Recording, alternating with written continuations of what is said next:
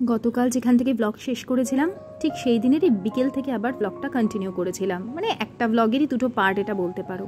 সেদিন যখন এই ভিডিওটা করছি তখন নিজে নিজেই মনে মনে ভাবছি যে কত কিছু জোগাড়, মানে জুগাড়ু বলে না, সেরকম জুগাড় করে করে নিজেদের সংসারকে আমরা কত সুন্দর একটা আকার দিই। সংসারে হয়তো কোনোটা সেই মুহূর্তে নেই, তার জায়গায় আমরা ঠিক একটা না একটা কিছু জোগাড় করে সেটার শূন্যস্থানটা পূরণ করি। তাহলে কি আমরা সংসারের লক্ষ্মী নই? আমরাই তো সংসারের লক্ষ্মী, আমাদের দিয়েই কিন্তু একটা সংসার সুন্দর হয়ে ওঠে। ইভিনিং, তোমাদের সাথে এখন অনেকক্ষণ বাদে, সেই সকালের পর আবার এখন সন্ধে হয়ে গেছে, এখন দেখা হচ্ছে। আজকে সকাল থেকে না সেরকম কিছু করিনি রান্না বান্না। ওই মাটন ছিল বললাম না, উচ্ছে কুমড়ো ভাজা, এই খেয়ে নিয়েছি। আমি কোনো রান্না করিনি, কারণ ওই যে সকালে রাতে ঘুমিয়ে অত সকালে উঠেছি তো শরীর আর ভালো লাগছিল না অত কাজকর্ম করে। তো ভাবলাম যে ঠিক আছে দুপুরবেলা ভালো করে ঘুমিয়ে একদম বিকেল থেকে ব্লগটা আবার কন্টিনিউ করব। যদি কন্টিনিউ না হয় তো পরের দিন ব্লগ দেবো না, দরকার নেই, কিন্তু ব্লগটা সেট করে তারপরেই ব্লগ শেয়ার করব। অনেক দিন সেই ম্যাগি খাওয়া হচ্ছে, অল্প অল্প করেই খাবো। আর না, আমরা দুটো ম্যাগি করছি এখানে, যদি দুটো এখানে খেতে পারি দুজনে, আশিস খেয়ে নেয়, আমি খেতে না পারলে রেখে দেবো আয়ুষ্মানের জন্য। কিন্তু আয়ুষ্মান আবার এই যে ডিম দিয়ে করব, তো আবার লঙ্কাও দিয়েছি, ও আবার ডিম দিয়ে খেতে করে পছন্দ করে না। তো ও এলে ওকে জিজ্ঞেস করে তারপরে আর একটা হয়তো ওকে বানিয়ে দিতে পারি। যদিও চা খেয়ে গেছে নিচে দাদার দোকান থেকে গিয়ে, বাবার কাছ থেকে পয়সা নিয়ে বলছে, হ্যাঁ আমাকে আবার কি বলছে, আমাকে বলছে হ্যাঁ পেটে, শুনছো, পেটে ব্যথা বাঁধিয়ে রেখেছে। আগে রোজ চা খেতাম, এখন একটু চা খেতে পারি না। একদিকে ভালো হয়েছে, আমার জন্য এটা ভগবানই করেছে যাতে ও চাটা না খায়। আজকে বাবার কাছ থেকে পয়সা নিয়ে বলছে আমি চা খেয়ে যাবো পড়তে, আমার ভালো লাগছে না। ঠিক আছে যা, ওর বাবা পয়সা দিল, আবার গিয়ে ও চাটা খেয়ে নিচ থেকে। এখন একদম চা খায় না, সেই তোমরা বলতে না পায়েলা আয়ুষ্মানকে চা দিও না, এখন একদম চা খাওয়া আমার জন্য। আজকে খুব আমার চা খাওয়ার ক্রেভিং হচ্ছিল, খুব হচ্ছিল, আমি বলে বোঝাতে পারবো না। কিন্তু ওর বাবা বললো ঠিক আছে অল্প করে চা করো, কিন্তু আমার না ভয় ধরে গেছে ভেতরে, আমি জানি খেলেই আমার হবে ওরকম ব্যথা। আর এটা ওই যে ধরো নর্মাল আমার গ্যাস অম্বল চা খেলে হতোই, যে একটা বুক জ্বালা ভাব কখনো কখনো খেলেই হতো না, কখনো কখনো ধরো একটু দুধ চা খেলে বুক জ্বালা ভাব অনেক সময় হয় না, ঢেকুর টেকুর ওঠে, ওরকম হতোই মাঝে মধ্যে। কিন্তু এই ব্যথাটা না আমি তোমাদের বলে বোঝাতে পারবো না। এই পেটের ঠিক বুক আর পেটের সংযোগস্থলে যে জায়গাটা, ওরে বাপরে বাপ, মনে হচ্ছে কোনটা যেন কি চেপে আটকে রেখেছে। ওইটা খাবার নামতে পারছে না, উঠতে পারছে না, কি আটকে আছে। আর গো গো মাঝে মাঝে শুলেই ওই জায়গাটা মানে কি যেন একটা চলাফেরা করছে, মানে একটা আওয়াজ হয়। আর পুরো গ্যাসটা, মানে আমি বুঝতে পারি ওখানটা গ্যাসটা আটকে রয়েছে। তারপরে সেই ব্যথা মনে হবে জল খেলে মনে হয় নামবে, কিন্তু নামে না, আবার উঠে, আবার জল খেলে আবার উঠে, এরকম একটা পেন। সে কি কষ্ট, ওই ভয়ের চোটে আমি আর না গো খাবো না। যদি বাই চান্স ব্যথা হয় কালকে যাব ডাক্তারের কাছে, কারণ কতদিন আমি গ্যাসের ওষুধ খাবো, গ্যাসের ওষুধ না খেলেই আমার কষ্ট হবে, কারণ ওই জায়গায় গ্যাসটা রয়েছে, ওই জায়গাটায় গ্যাসটা রয়েছে। এমনি চা না খেলেও আমি বুঝতে পারছি যে গ্যাসটা আছে মাঝে মধ্যে। কিন্তু ব্যথা হচ্ছে না কোনো রকম, তো রেগুলার তো গ্যাসের ওষুধ খাওয়া পসিবল না। কালকে ডাক্তারের কাছে যাব, দেখি কি হয়। আর ম্যাগিটা দেখো শুকনো শুকনো করে, মানে একেবারেই ঝোল নয়, একদম ড্রাই, একটু ভালো করে করতে হবে যাতে কাঁচা না থাকে। ছুটি হয়ে যাবে, নিয়ে চলে আসো না, দাঁড়াও। ম্যাগি 2 মিনিটে হয় না গো, ওরম বলে 2 মিনিট বালা ম্যাগি হতে টাইম লাগে।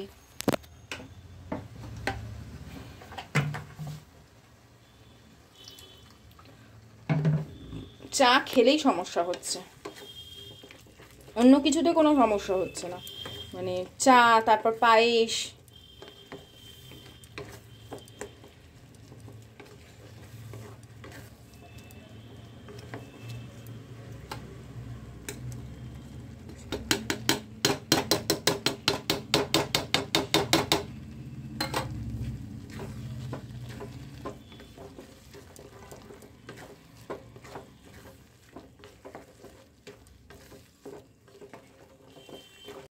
তোমাদের কার কার ভালো লাগে শুকনো শুকনো ম্যাগি, আর কার কার ভালো লাগে ঝোল ঝোল ম্যাগি?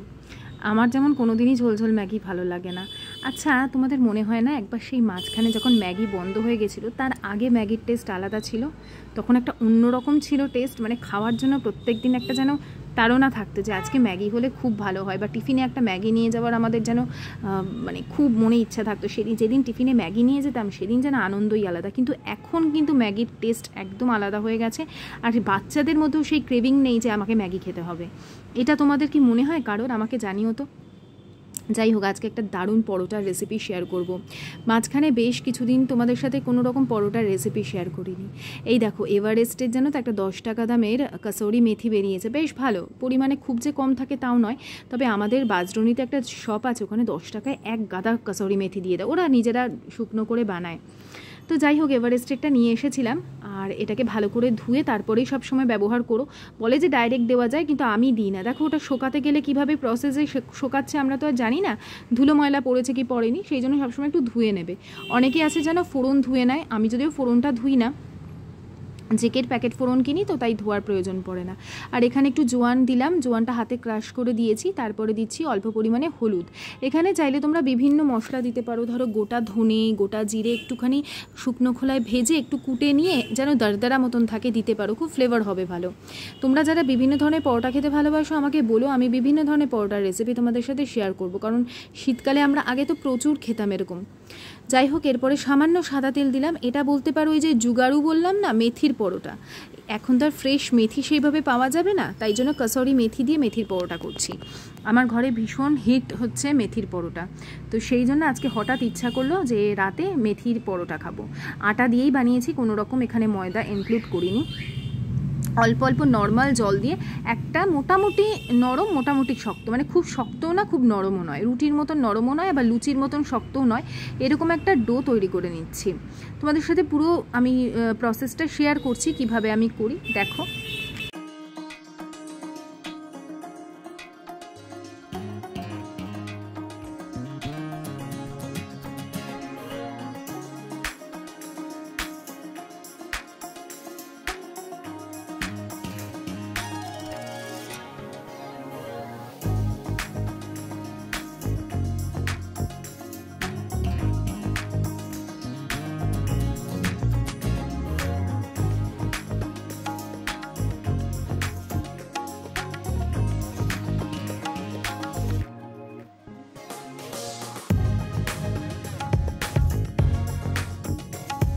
ওইদিকে পরোটার জন্য আটাটা মাখা হয়ে গেছে, বেশ কিছুক্ষণের জন্য রেস্টে রেখে দেবো, তাতে আটা সুন্দর সেট হয়ে যায়।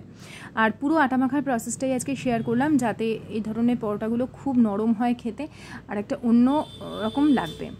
ঢেকে রেখে দিয়েছি। এদিকে দেখলে তো জল বসিয়েছি আমি নুন দিয়ে, আজকে সয়াবিন করব। প্রথমে ভাবলাম যে হাফ করি সয়াবিনটা, তারপরে ভাবলাম থাক, 15 টাকার একটা প্যাকেট পুরোটাই করি। এটা সয়া চাংস, ছোট ছোট যে সয়াবিনগুলো, আমরা এটাই ভালোবাসি। বড় সয়াবিন হলেও কেটে নিতে হয় মাঝখান থেকে। তো আয়ুষ্মান এই সময় পড়ে চলে এসছে। দুদিন ধরে তো লাগাতার বৃষ্টি হয়েছে, ওয়েদার বেশ ঠান্ডা ঠান্ডা হয়ে গেছে আমাদের এখানে। তো রেনকোট আমাকে বলছে কি বৃষ্টিতে ভেজার থেকে তো রেনকোট পরেই ভিজে যাচ্ছে, মানে ওর রেনকোট পরে এমন ঘাম হচ্ছে যে গায়ের জামা টামা সব ভিজে যাচ্ছে। এটা আশিসও বললো নাকি রেনকোট পরলে নাকি ঘাম হচ্ছে। আমি জানি না, আজ পর্যন্ত ছোট থেকে যে রেনকোটগুলো পরতো ওগুলোতে তো ঘাম হতো না, এইগুলো হচ্ছে বড়োদের, মানে ওর বাবার যেটা আর ওরও সেটা এখন হয়ে যায়। তো সেই জন্য ওর মানে আয়ুষ্মানের জন্য আলাদা করে আর রেনকোট কিনিনি, দুটো কেনা আছে, ওর বাবারটাই ও অল্টারনেট করে ওরা পরে নেয়। আর এখানে দেখো আমি সয়াবিনটাকে ভালো করে সেদ্ধ তো করেছি, তারপর খুব ভালো করে 4-5 বার কিন্তু ধুয়ে নিতে হবে। যত ইমপিউরিটিস আছে, যত ময়লা থাকে, একটা দেখবে গুমো গুমো গন্ধ হয় অনেক সময় সয়াবিনে, সেই গন্ধ চলে যাবে। একটা বেশ, তুমি যদি রসিয়ে কষিয়ে করো মাংস মাংস ফ্লেভার আসবে। এটাকে তো নিরামিষ মাংসই বলতাম আগে ছোটোবেলা। তো বেশ ভালো লাগে খেতে। আগে কি করতাম এত বুঝতাম না, ডাইরেক্ট ওই জল সমেত ঢেলে দিতাম, কিন্তু যবে থেকেই ইউটিউব থেকেই শিখেছি আর কি, বিভিন্ন ব্লগারদের ভিডিও দেখে দেখে রান্না, তাদের ছোট ছোট টিপ। কালকেও বলছিলাম না যে ব্লগাররা কিন্তু রান্নার সময়, যারা ব্লগার এবং রেসিপি দুটোই শেয়ার করে নিজেদের ব্লগে, তারা কিন্তু খুব ভালো ভালো টিপস দেয়। আমি তো অনেক অনেক কিছু শিখেছি তাদের থেকে, এই সমস্ত কিছু। এই যেমন ধরো সয়াবিন খুব ভালো করে ধুলে তার স্বাদ আলাদা হয়, সেটাকে একটু ভেজে নিলে আরও স্বাদ আলাদা হয়। যদিও আজকে আমি ভাজিনি, ভালো করে ধুলেই সেই কার্যসিদ্ধি হয়ে যায়। তো এখানে আজকে একদমই বলতে পারো এটা নিরামিষ করেই বানাচ্ছি। এখানে জিরে বাটা, গোটা জিরে দিলাম, আর দিলাম এই সময় তোমরা শুকনো লঙ্কাও দিতে পারো, আর দিলাম হলুদ, দিয়ে দিলাম কেটে রাখা আলুগুলো, কারণ আলু তো আর সেদ্ধ করিনি, এটা এখন ভাজা ভাজা হবে, তার সাথে সেদ্ধও হবে। এরপর আমি একটা মশলা বানাবো। আর মশলা বানাতে গিয়ে দেখি যে জিরে গুঁড়োটা শেষ হয়ে গেছে। যদিও গোটা জিরে এর আগে আমি যখন জিরে গুঁড়ো ব্যবহার করছিলাম তখন গোটা জিরেটাকে না ভালো করে মিক্সিতে ঘোরালেই সুন্দর জিরে গুঁড়ো তৈরি হয়ে যায়। আমি বরাবরই তাই করি, ধনে জিরে নিজে ঘরেই গুঁড়িয়ে নিই। এবারে ওই যখন গেছিলাম মেট্রো ক্যাশ অ্যান্ড ক্যারিতে বেশ অফার ছিল দেখে জিরের গুঁড়ো ধনের গুঁড়োর ক্যাচের নিয়েছিলাম। তো সেখান থেকে একটু জিরের গুঁড়ো নিয়ে নিলাম, সামান্য পরিমাণে হলুদ গুঁড়ো, মানে পরিমাণ মতন হলুদ গুঁড়ো। আর আমার মনে হচ্ছিল জিরের গুঁড়োটা একটু কম হয়েছে, কারণ এটাই তো মেন মশলা, তাই জন্য আরও একটু দিলাম। আর তার সাথে দেবো হচ্ছে কাশ্মীরি লঙ্কার গুঁড়ো আর ধনের গুঁড়ো। এই নর্মাল যে তিখা লাল থাকে সেটা আমি ব্যবহার করি না, কারণ অতিরিক্ত ঝাল আমরা কেউ খেতে পারি না, আয়ুষ্মান তো খেতেই পারে না। তো ব্যাস, মশলার মধ্যে কিন্তু এই লাগবে না, পেঁয়াজ লাগছে না, রসুন লাগছে না কিছু, আদারও প্রয়োজন নেই। এরপরে সামান্য লবণ দিয়ে এটাকে একটুখানি মিশিয়ে রেখে দেবো, তাতে মশলাটা ফুলে উঠবে এবং ফ্লেভারফুল হবে। এইবারে আলুগুলোকে সুন্দর করে ভেজে নিচ্ছি। আর যখন দেখব নরম হয়ে গেছে ঢেকে রাখার পর, মানে বেশ অনেকটা কুক হয়ে গেছে, প্রায় 50%-এর ওপর, তখন আমি এর মধ্যে একটা বেশ বড় দেখে টমেটোর আধখানা টমেটো দিয়েছি। আর যদি মিডিয়াম সাইজের বা ছোটো হয় তাহলে গোটা একটা টমেটো দিতে পারো। তোমাকে এখানে যে স্ম্যাশ করে এরকমভাবে গ্রেট করে দিতে হবে সেটা নেসেসারি নয়, চাইলে এটা ছোটো ছোটো করে টুকরো করেও দিয়ে দিতে পারো। লবণ দিয়ে দিলে কিছুক্ষণের মধ্যেই কিন্তু গলে যায়। তো এদিকে হয়ে গেছে আমার, এটা কষাতে মানে তাড়াতাড়ি হবে বলে আমি এইভাবে করে নিই, গ্রেভিটাও একটু ঠিক হয়। তো হয়ে গেছে, এখানে কষিয়ে নিচ্ছি। টমেটো থেকে যখন কাঁচা গন্ধটা বেরিয়ে যাবে তার মধ্যে আমি ওই যে মশলাটা বানিয়ে রেখেছি সেটা অ্যাড করে দিলাম। আর কিছুই না, এরপরে ভালো করে মিশিয়ে নেব। মেশাতে মেশাতে যখন এর মশলার গন্ধ বেরোবে আমি ওই সাইডে গরম জল বসিয়ে দিয়েছি, শুধু গরম জল অ্যাড করব আর সয়াবিন অ্যাড করব। আর এটা হতে হতে দেখি আশিস চলে এসেছে। কালকে যাবো, বাধা দাও কেন? কাজে যাচ্ছি। কালকে বৃষ্টি পড়ছে, ঝড় বৃষ্টি তুফান ভেদ করে যাব। কি দেখতে যাবে বলো? মাল শিফটিংয়ের ব্যাপার আছে। কবে মাল শিফটিং আছে? বেরিয়ে আছে, লোকটা বেরিয়ে যাবে। আমি বিকেলেই যেতে বলেছিলাম। এই রেনকোটটা কোথায়? বৃষ্টি ওই বারান্দায় ঝুলিয়ে রেখেছি, গরম গরম খেয়ে নিতে।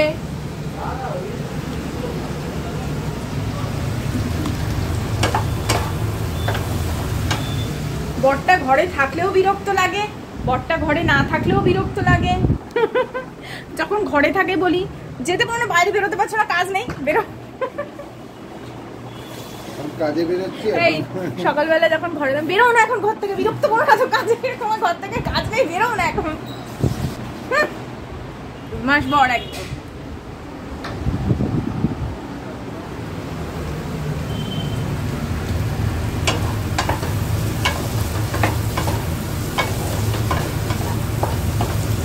তরকারিটা আজকে ভালো হবে, এরকম করে তরকারি করো।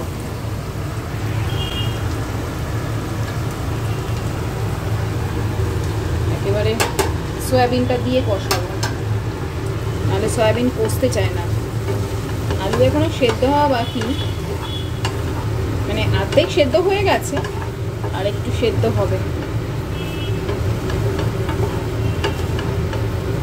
তো কষতে কষতে সয়াবিনের টেক্সচার, কালার সব চেঞ্জ হয়ে গেছে। এখন এর মধ্যে আমি গরম জলটা অ্যাড করে দিয়েছিলাম। এই দেখো, এই জলটাও কিন্তু ফুটে যাবে, একদমই আমি এরম ঝোল রাখবো না, যেহেতু পরোটা দিয়ে খাবো, একটু মাখা মাখা মতনই করব। আর একটু এখানে চিনি দিয়ে দিয়েছিলাম, আর দুটো কাঁচা লঙ্কাও দিয়েছি, যেটা স্কিপ করে গেছি। এরপর আমার ঘরে বানানো গরম মশলা অ্যাড করলাম, আর করব হচ্ছে সামান্য পরিমাণে ঘি, মানে যেহেতু এটা নিরামিষ তাই ঘি গরম মশলা অল্প দিলে টেস্টটা অনেক বেড়ে যায়।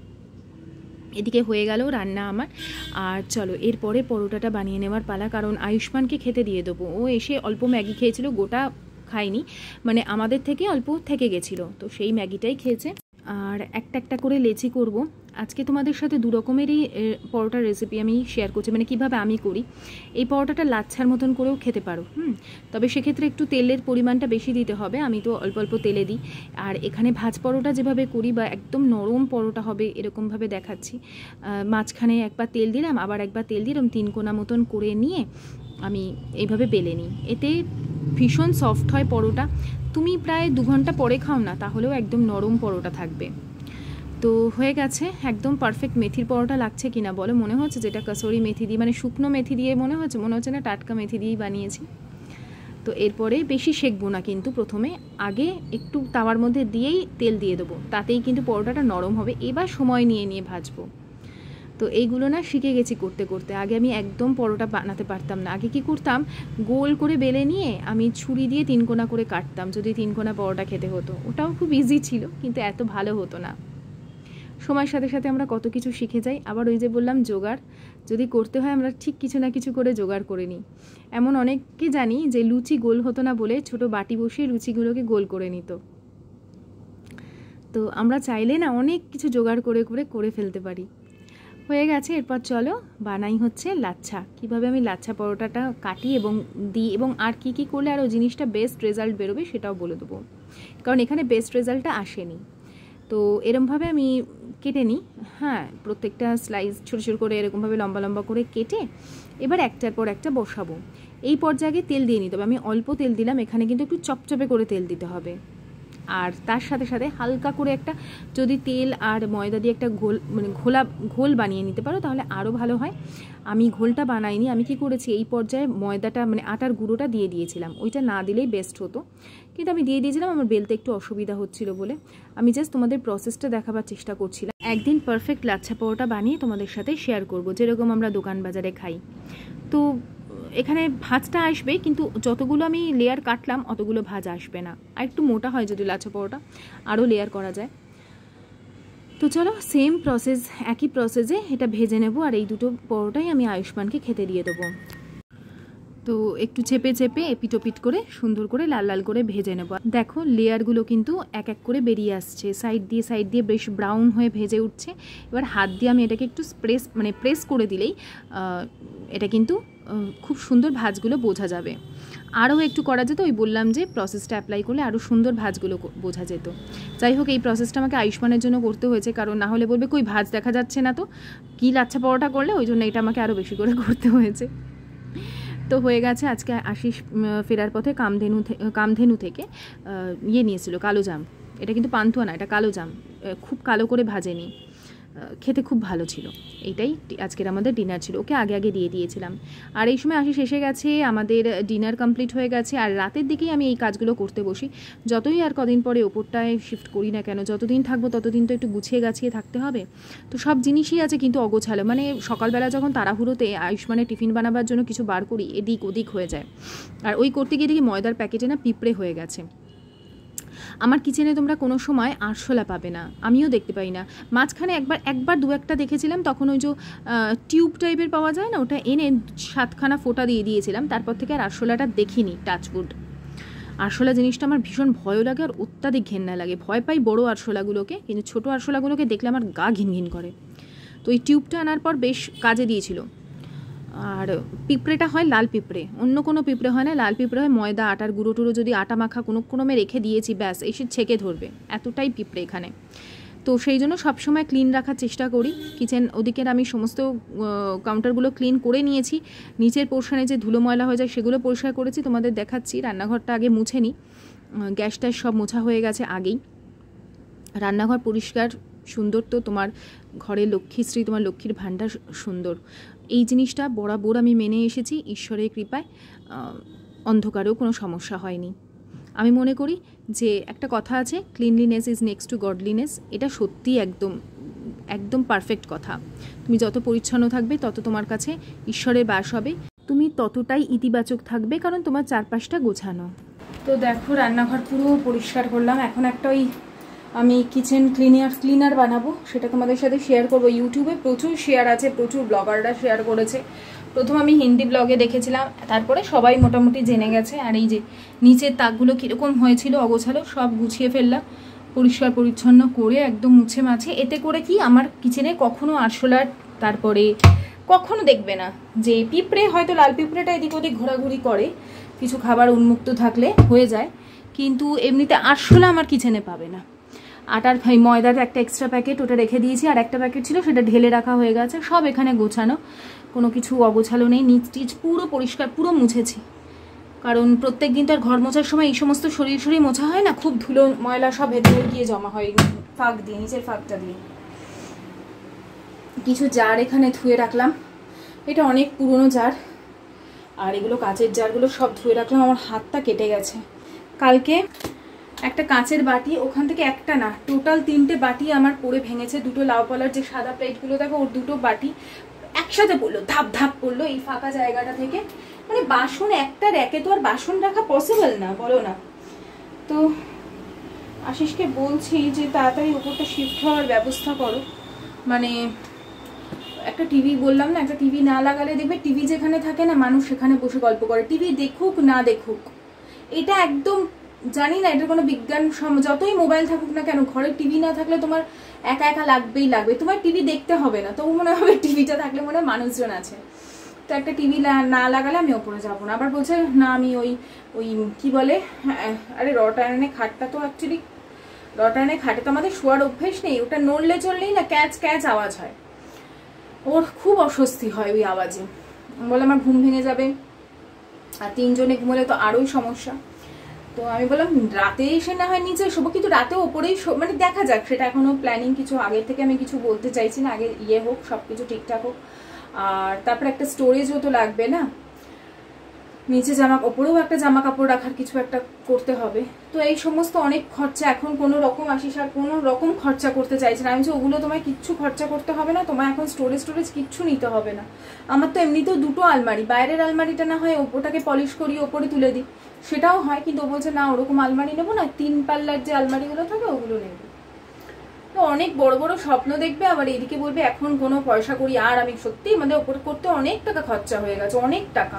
তার থেকে আসিস পরে তো আমার নিজের নামে ফ্ল্যাট হয়ে যেত আর কিছু যোগ করে, এত টাকাই এক্সেসিভ খরচা। কিন্তু দেখো আমরা তারপর ভেতরটা ডিজাইন করতে গেলে তার আলাদা খরচা হতো, মানে ইন্টেরিয়ার করতে গেলে তো তার একটা, এটা তো শুধু ধরো ঘরটা তো ঘর মানে তুলতে হয়তো আর খুব বেশি হলে 1000-10 টাকা খরচা হতো, মানে যেটা বলছি যে ঘর ছিল ওরকমই ছিল।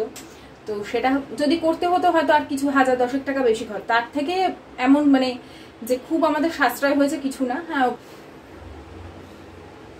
তো ওইগুলোই ওকে বলি যে এই সমস্ত এখন আর চিন্তা করো না, আর এখন যেহেতু কোনো বলছে এখন আর কোনো খরচাপাতি না, এখন শুধু সেভিংস। তারপরে আবার যখন দেখা যাচ্ছে ঠিক আছে তাহলে অন্তত একটা টিভি আমাকে কমের মধ্যেই একটা কিনে দাও, ছোট টিভি একটা কমের মধ্যে কিনে দাও, ওটাই দেখি, বাকি আর কি থাকবে। আর চলো আপাতত আমি ক্লিনারটা বানিয়ে নিই, অনেক দিন ধরে বানাবো করছি। এই যে একটা লাগবে তোমার কি বলে এটাকে, টাটা 10 টাকা দিয়ে কিনেছি বেকিং সোডা আমার কাছে ছিল, ভালোটা ছিল, যেটা ওই কি বলে এটাকে উইকফিল্ডের ওইটা ছিল। আর এইটা টাটার নিয়ে এসেছি 10 টাকা, এটা দিয়েই বানাবো। চলো ঝটপট করে বানিয়ে ফেলি, তারপরে একটু পরিষ্কার করে নিই। তো এটা তো বহু জায়গায় হয়তো তোমরা দেখে থাকবে। এই ক্লিনারটা সত্যি বলছি এত কাজের না, তেলচিটা হোক, কিছুক্ষণ যদি খুব চড়া তেলচিটা হয় সেই জায়গায় যদি কিছুক্ষণ স্প্রে করে রাখো খুব ভালো কাজ হয়। তো আমি 1/2 কাপ মতন নিয়েছি এই ভিনিগার, আর 1 কাপ নিয়েছি হচ্ছে জল, তার সাথে এখানে দিয়ে দিচ্ছি হচ্ছে বেকিং পাউডার। দেওয়ার সাথে সাথে একদম ফেনা উপরে উঠে এসেছে, তো ওই জন্য এদিকে এই 1 চামচ থেকে 1.5 চামচ মতন বেকিং সোডা দিয়েছি। আর কিছুটা দিয়ে দিলাম হচ্ছে আমার যে ডিশ ওয়াশার আছে সেটা, ডিশ ওয়াশার তোমাদের যদি না থাকে লিকুইড সোপ যদি থাকে ইজি বা যে কোনো সেটা অ্যাড করে নেবে। আমি এখানে দিয়ে দিয়েছি, এটা ভীষণ ভালো ক্লিনিংয়ের কাজ করে গো। আমি সত্যি প্রথমে বিশ্বাস করতাম না, ভাবতাম হয়তো মানে কত কিছুই তো ইউটিউব ভিডিওতে দেখি না, সব কি বলবো অর্ধেকের ওপরেই কোনো কাজে দেয় না, তো সেই জন্য প্রথমে বিশ্বাস করিনি। পরে ওই আমার যে বেস্ট আছে ব্লগার তার দেখলাম যে হ্যাঁ বানায়, তো সেই থেকে আমি ওনার দেখেই ব্যবহার করে, সত্যি খুব কাজের। থাকে না, আমি যেমন ওনার দেখে ইন্সপায়ার হয়েছিলাম, নাম নেওয়া যায় না বলে আমি নাম নিচ্ছি না, কারণ সেই জায়গাটা না বিপ চলে আসে, মানে কেটে দেয়। তো সেই দিদির আর কি আমি দেখতাম অনেক বছর আগে থেকেই, তো উনি খুব অনেস্ট, যেটুকু নিজের আছে সেটুকু দিয়েই ব্লগ করেছেন, এখনও পর্যন্ত খুব সিম্পল, আমার ভীষণ ভালো লাগে। তার ব্লগ দেখেই আমি ইন্সপায়ার হয়ে আমিও খুব সিম্পল জিনিসপত্র নিয়েই ব্লগিং করেছি। তো এই যে মুছে নিলাম, রাত্রে আর ঘষা মাজা করতে হলো না। অল্প পয়সায় বা বিনা খরচেই আমরা কত কিছু কিন্তু জোগাড় করে বানিয়ে নিতে পারি আমাদের সংসারের সাশ্রয়ের জন্য। আজকের মতন তাহলে বন্ধুরা বিদায় নিচ্ছি, আশা করছি ভিডিওটা তোমাদের ভালো লেগেছে। সকলে খুব ভালো থেকো, আনন্দ থেকো, সুস্থ থেকো, সাবধানে থেকো। টাটা, বাই বাই, গুড নাইট, সায়োনারা।